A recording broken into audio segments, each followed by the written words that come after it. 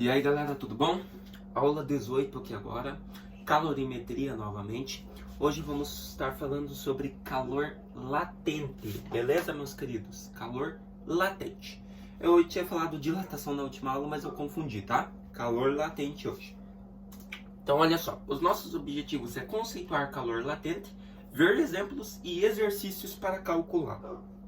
Beleza? Então galerinha, já bora começar. Lembra, retomando a última aula, a diferença de calor e temperatura? Temperatura é o grau de agitação de átomos ou moléculas de um corpo, e calor é a quantidade de energia envolvida nessa agitação, ou seja, envolvida no corpo. Agora nós vamos para um conceito de calor que é específico, que é o latente, tá? Calor latente é a mudança de estado físico de uma substância quando há troca de calor em um processo de fornecimento de energia para um corpo. Então, o calor latente é a mudança de estado físico de uma substância quando há troca de calor em fornecimento de energia para o corpo. Beleza? Perdão. Na termologia, calor latente também é chamado de calor de transformação. O calor latente é definido como a relação da quantidade de calor pela massa. No caso, tá ali, ó. A fórmula para calcular o calor latente é aquela ali, ó, bem basiquinha. Q é igual a M vezes L, onde o Q é a quantidade de calor, que pode ser expressa em calorias ou joule. O M é a massa, que pode ser expressa em grama ou quilograma. E o L é o calor latente, que pode ser expresso em calorias por gramas ou joules por quilograma. Beleza? No sistema internacional, SI, o calor latente é dado em joules por quilograma, né? Mas também pode ser usado calorias por grama. Note que o calor latente pode apresentar valores negativos ou positivos. Sendo assim, se a substância estiver cedendo calor, seu valor será negativo, um processo exotérmico. O que é um processo exotérmico?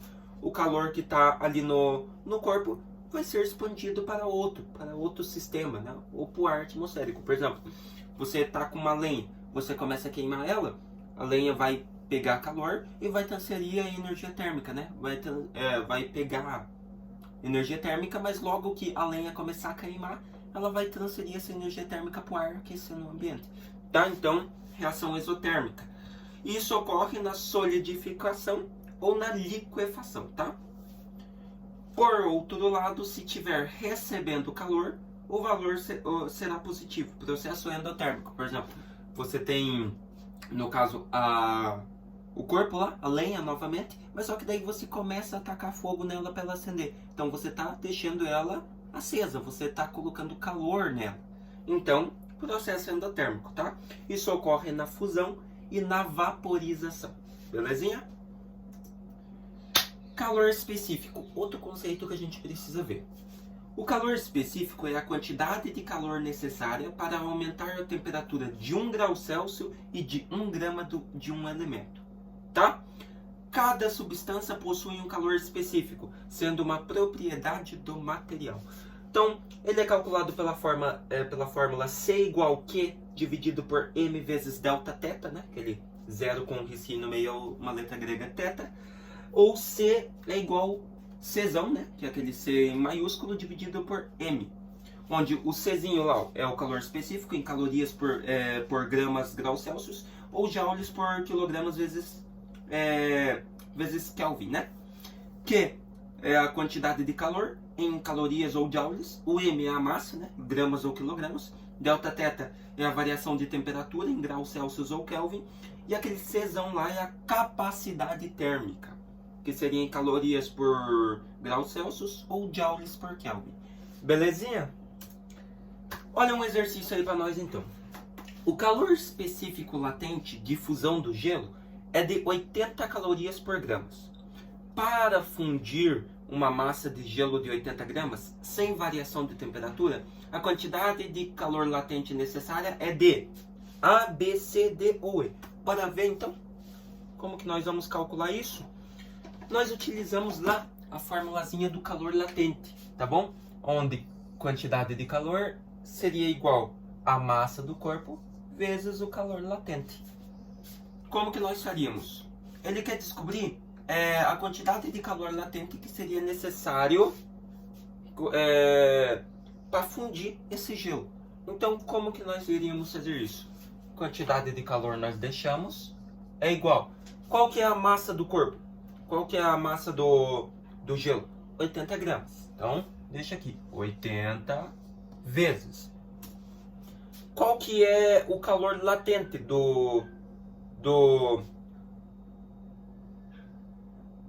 Qual que é o calor latente específico deste gelo?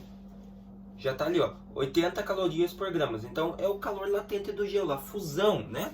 Onde ele pode ser transformado de sólido para líquido. Então, aqui também vai ser 80, tá bom? Logo, 80 vezes 80 seria 6.400 calorias. Tá? Não se esqueça que quantidade de calor pode ser calorias ou joules, tá? Mas como aqui ele tinha dado gramas por calorias, se já tem caloria envolvida, seria a quantidade de calor em caloria. Beleza? Escrevendo em notação científica, porque ali eles só deram em notação científica. Então, ó, vírgula estava aqui, passa para cá, vai ficar 6,4 vezes 10. Aí você conta quantas casas tem após a vírgula. 1, 2, 3. Então, teríamos uma quantidade de calor de 6,4 vezes 10 na terceira calorias. Bora ver se tá certo, então? Então tá ali, ó. Letra E, belezinha? 6,4 vezes 10 na terceira calorias, tá? Então, bem basiquinho esse, né? Não se esqueçam, quantidade de calor, calorias ou joules vai depender das unidades de medida da massa e do latente específico, né?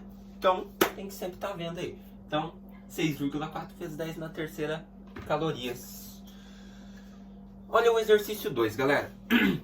Duas porções de líquidos A e B de substâncias diferentes, mas de mesma massa, apresentam valores de calor específicos iguais a 0,58 calorias por gramas graus Celsius e 1,0 calorias por gramas graus Celsius.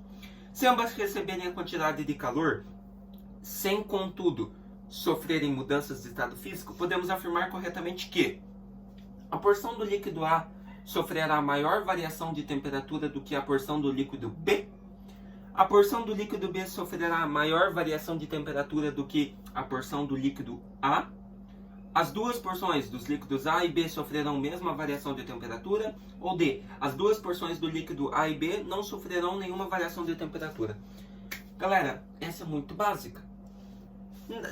Da definição do calor específico, podemos concluir que o líquido com menor terá uma variação de temperatura maior. Por quê? Ele terá uma variação de temperatura maior? Porque o líquido já está em menor temperatura.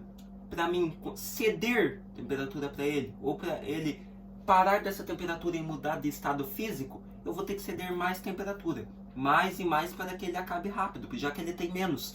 Então, logo, o de menor terá uma variação de temperatura maior. Tá? O de menor calor específico. Assim, o líquido A sofrerá uma variação de temperatura maior que o líquido B, né? Já que o líquido B tem maior calor específico, nós não precisamos dar tanta variação de temperatura para ele. Então, logo, nós teríamos que o